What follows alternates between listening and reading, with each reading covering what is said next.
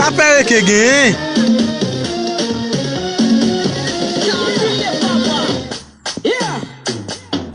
Ay foot.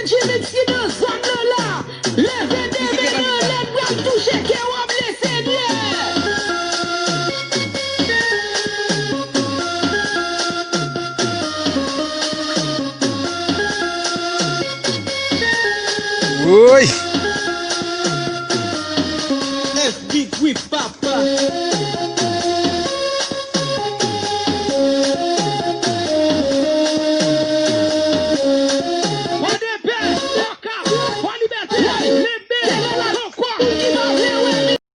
Once again.